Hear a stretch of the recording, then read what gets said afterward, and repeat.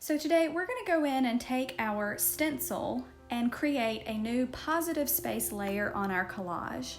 I'm going to start by flipping it over to the back side and then deciding where this positive space version of my stencil would look best in my composition. I don't want to cover up the important things from my first layers, but I want to find an interesting aesthetic way to arrange it where it's going to add to the composition without taking away from the previous layers before. So I'm going to be sort of looking at, I think I have some empty negative space on the right hand side, and I can move it to where it sort of goes off the edge and fits in where it makes this image look multi-layered and very complex.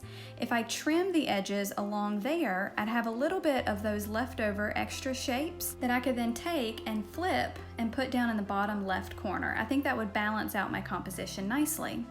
But now let's talk about the painting portion. We're going to be painting this positive stencil, and you can either mix a color that's much lighter than your original collage, than those first few layers, or much darker.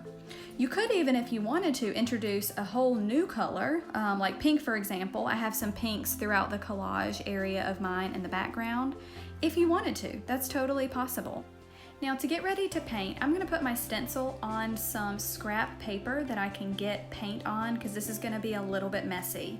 And I'm gonna get my paint supplies out and ready to go.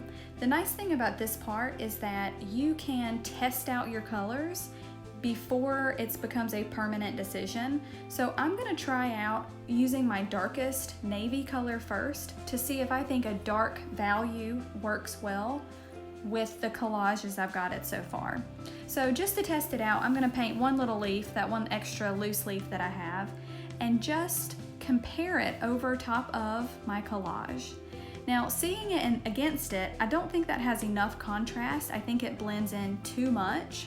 So that's gonna tell me I think I need to switch and do a much lighter value instead, and that's gonna make my painting show up better with this new layer added on. This is going to be all about contrast. You can go really dark or you can go really light, but we need something that's going to set this layer apart from the background previous layers. So I'm just going to work and test that color out now with a much lighter color. I think that looks better. That sort of stands out more, gives me better contrast. And now I'm gonna paint away. I'm gonna paint all of these sections. This is sort of messy, so be prepared to get your fingers kind of painted, but you don't have to be super perfect. I'm kind of leaving, again, some of those painterly brush stroke marks, and I'm just gonna go through. You can fluctuate your color if you want it to be sort of molted and shift in between color tones. I might use some teals and some blues, but overall, I just wanna make sure I have plenty of my white paint mixed in if I need this value to be light enough to have the contrast to make it show up well against the background layers. So I'm just gonna very quickly lay in some colors, sort of experiment. Again, not being too perfect, letting the colors sort of fluctuate. It's gonna kind of add to the organic nature of this. And this is also gonna have another layer added on top of it later, so it doesn't have, I want it fully covered, but it doesn't have to be beautifully, perfectly painted right now. All I'm looking for is that nice value contrast between the previous layers. And one of the really nice things about acrylic paint is that if you don't love the color that you've painted it the first time, just let it dry and then you can go back over and change the color. You can make it lighter, you can make it darker, whatever you want. This is a very forgiving process at this stage because it's not on our final finished piece. So this gives you a little bit of freedom and a little bit of flexibility to really experiment and sort of play, which is what I think is a lot of the fun of making art. Now, once I'm finished with my painting portion of this, I need to very quickly rinse my brush and gently lift this up and off of the wet paint on the page below it. Be really careful that you don't rip your paper when you do this. But I need to move it now onto a clean sheet of paper. That way it can dry and won't accidentally dry glued down to that page below where I had all that messy wet paint. So I'm gonna let this rest and dry on this nice fresh clean sheet of paper. And I'm also gonna add the touch-up colors. I forgot to do the little small sections. So I'll just touch those up and then move them to a nice clean section of the paper to dry. Now that my piece has had time to dry, I'm going to gently lift it off of that background paper, double check that it's completely dry, and move it back onto my collage. And I'm going to try to arrange it the way I had it before, where it was sort of off to the side and coming onto the composition, and get it back into that same arrangement where everything sits nice and flat and fits in a successful way. And once you have everything arranged, you're going to really lightly in pencil draw a line across the edges of your board where any of this stencil goes off of the page. This is going to give us a line to trim and cut off the excess. So that little section just shifted, so double check and make sure everything's lined up exactly the way that you want it before you make that pencil line. This will give us a nice clean edge. And for me, since I have a lot of the leftovers that I'm going to use in another place, that's going to allow me to take that extra and move it to another section. Now, if you have a long edge that you need to make a straight line on, you can also take a ruler and use that to help make sure that everything is really clean cut. And then when you're ready and you have everything marked, you can go through with scissors and very carefully cut. Now, if you have a picture or a stencil that's just a very simple single stem, you may not have to cut anything off if it all fits on your page. So this is just if your image is like mine and you do have extra.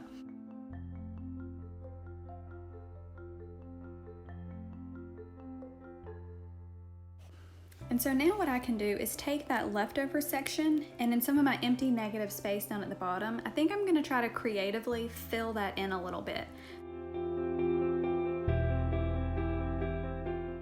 For the bottom section, I do have some cut off edges where you don't see the full leaves, but they've been cut off at the edge of the resource photo.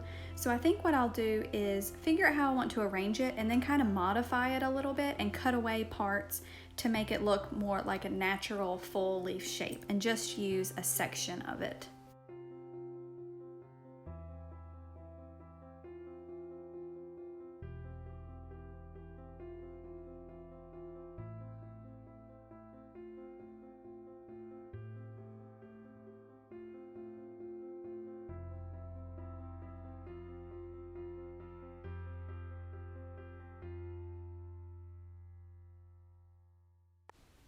So now I think with a little bit of the modifications that I made, this lower left-hand section looks really nice. I'm happy with that composition, and everything is arranged on the page the way that I want it.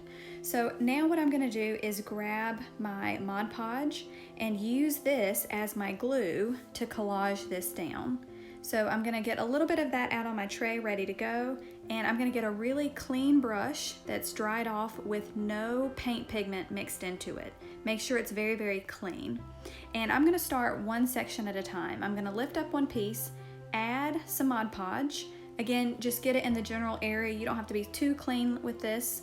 And then arrange that back where it goes and put a new layer of Mod Podge on top. And this is really going to seal it down to make sure that it's really, really securely attached to the page. So Mod Podge underneath and Mod Podge on top. And then I'm going to go through each piece one at a time, layering in and collaging those pieces down.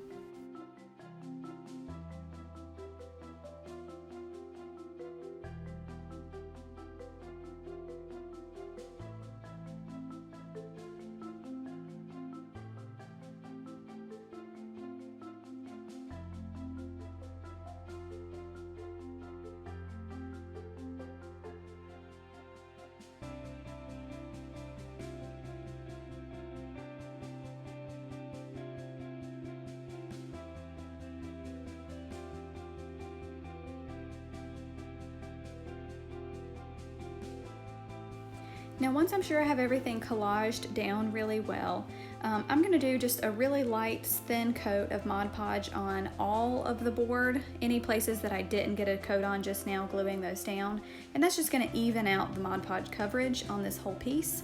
Now the only thing that we have left is one tiny finishing touch that we're going to add to this tomorrow, and that's going to really make this piece pop and have all of these cool dimensions to it. So other than that, this piece is almost done and we'll finish it up tomorrow.